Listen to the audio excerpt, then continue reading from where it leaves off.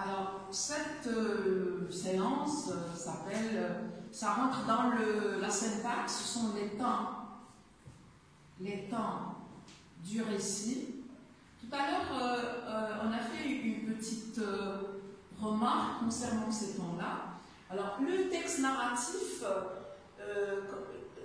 généralement, les événements, les actions ou les faits sont employés au temps suivant. On a le premier temps, c'est le passé simple.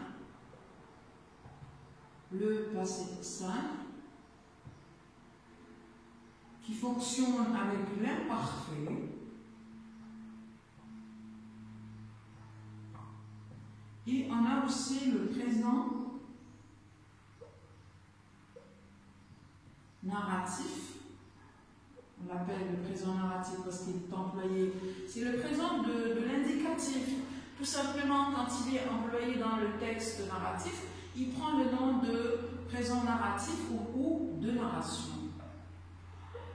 Maintenant, on va voir pourquoi, d'après vous, l'énonciateur emploie, par exemple, le passé simple. Passé simple, généralement, le passé simple,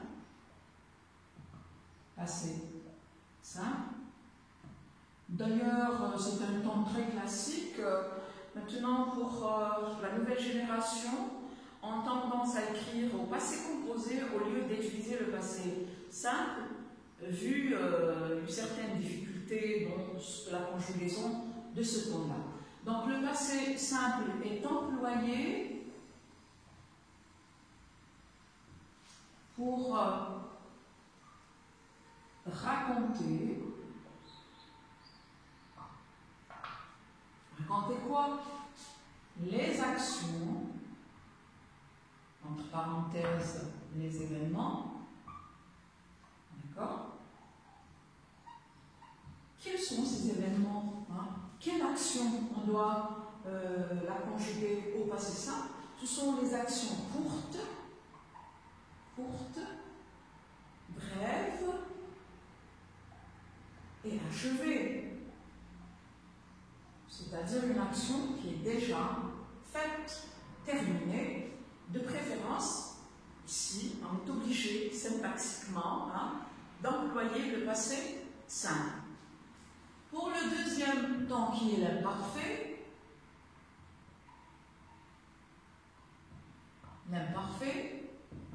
généralement est employé pour décrire.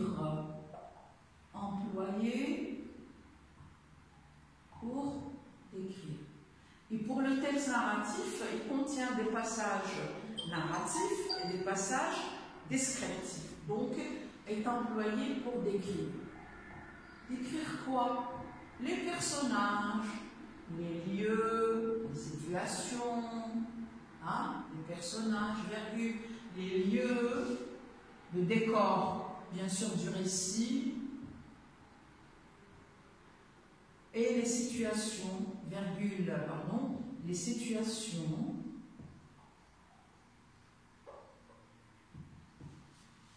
et les actions. En réalité, les situations, ce sont les actions qui se prolongent dans le passé, qui durent, prolongent dans le passé.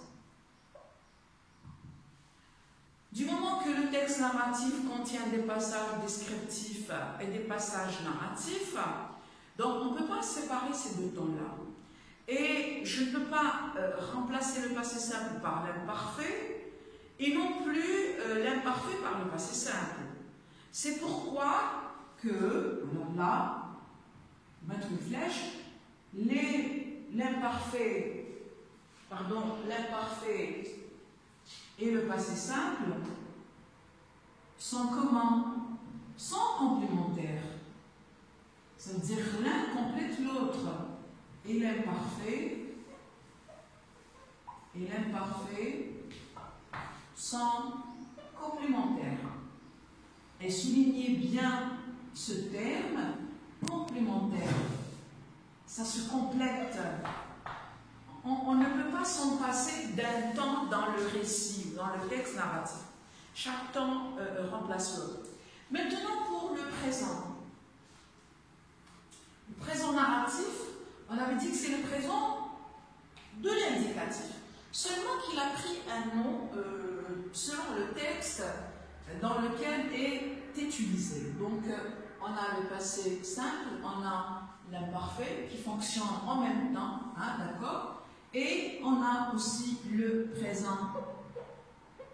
Vous allez me dire pourquoi le présent narratif pour raconter des choses déjà passées. Bonne question.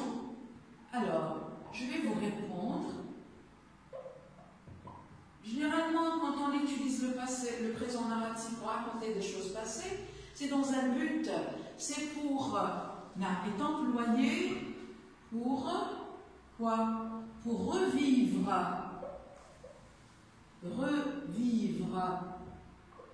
Regardez ce verbe-là, revivre les événements, raconter. On a l'impression qu'il se passe devant nous, hein, raconter, et aussi pour les actualiser, les rendre actuels, les actualiser. Alors là, souligner aussi ce deuxième verbe. Ce sont d'abord deux intentions, deux objectifs. Pourquoi on emploie ce ton-là qui est le présent narratif. Je vais vous donner, il y a un problème qui se passe avec le passé simple. Donc le passé simple, c'est un ton qui, d'ailleurs la plupart des élèves trouvent des difficultés à le conjuguer. Et pourtant c'est aussi simple. Il suffit de garder les règles pour pouvoir conjuguer ce ton-là qui vous paraît un petit peu compliqué. Alors, conjugaison, juste pour avoir une idée sur le passé simple. Dans le passé simple, on a 4 terminaisons dans le passé simple, d'où la complication de ce ton-là. Très bien. Alors, vous avez ici les verbes du premier groupe, plus aller. C'est un verbe qui se termine par ER, mais il fait partie du troisième groupe. La terminaison, c'est quoi? C'est AI, AS, A, AM, regardez, AT, et vous avez R, avec l'accent grave, c'est important.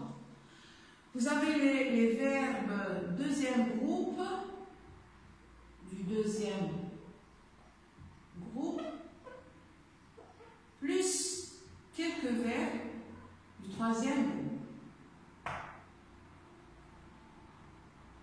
Alors, vous avez le IS, IIP, IM, IT, et vous avez IR.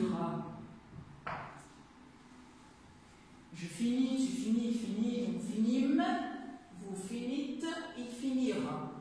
Vous avez le troisième groupe. La plupart des verbes du troisième groupe, je dis bien la plupart, c'est le US, UT, UT,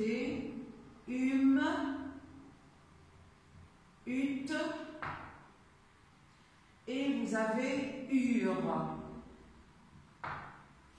Et vous avez un cas particulier, un petit peu particulier, c'est les verbes du troisième groupe, je dis bien troisième groupe, font partie du troisième groupe, hein, qui se termine par nir, tel que le verbe venir, obtenir, tenir, etc.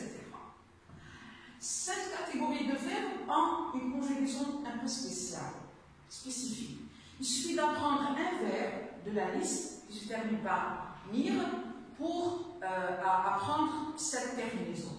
Alors on a le INS, INT,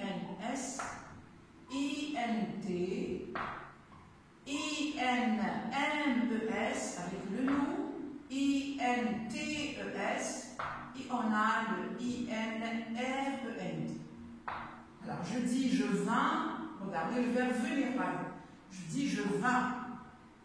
Drôle de verbe, hein? Je vins, tu vins, et j'applique avec cette terminaison. C'est bon? Mais c'est. Alors, il nous reste l'imparfait. Il nous reste l'imparfait. Et on termine avec cette séance de syntaxe concernant les temps du récit. Alors, vous avez ici l'imparfait. L'imparfait, il est aussi simple. Alors, c'est comme une chanson. C'est drôle, tous les élèves savent cette terminaison. Ah, yes, ça y est, ça a été. Hein? C'est comme une chanson, d'accord? Mais pour l'application, ils trouvent des difficultés. Je ne sais pas pourquoi. Et pourtant, les choses sont vraiment faciles. Je vais vous donner, peut-être que vous n'allez pas trouver cette règle ailleurs, mais je vais vous donner l'astuce, hein, pour apprendre l'imparfait. Alors, les étapes à suivre pour faire une bonne conjugaison. Alors, qu'est-ce que vous allez faire? Surtout pour les verbes irréguliers. Hein. Première étape, conjuguer le verbe donner, conjuguer, hein, au présent, avec quel pronom? Avec le nous. Avec nous. Je dis bien le pronom nous, d'accord? Deuxième étape, qu'est-ce que vous allez? Vous allez supprimer, d'accord? ONS. Et garder le radical.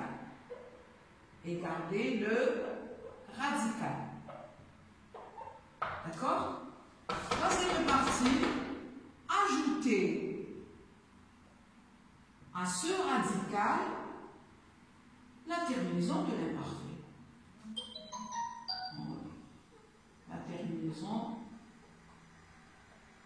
de l'imparfait. Il faudrait que j'applique pour comprendre mieux. Voilà. Alors, on va essayer de voir étape par étape. Hein. Ça va être le dernier point. Alors, je prends le verbe savoir. Au présent avec le nous. Nous savons. Hein. Nous savons. Deuxième étape. J'enlève le ONS, je garde savent. Troisième partie, je prends ce radical et j'ajoute la terminaison de l'imparfait. Je savais, tu savais, il savait, etc. Voilà la méthode, la technique pour apprendre l'imparfait et faire une bonne conjugaison avec l'imparfait. Ça vous paraît très facile, mais tous les élèves se trompent quand il s'agit surtout des verbes deuxième groupe et troisième groupe. Donc voilà l'astuce, voilà la règle. Il faudrait l'appliquer pour éviter, bien sûr, tous les problèmes de la conjugaison du verbe de l'imparfait. Très bien. C'est bon.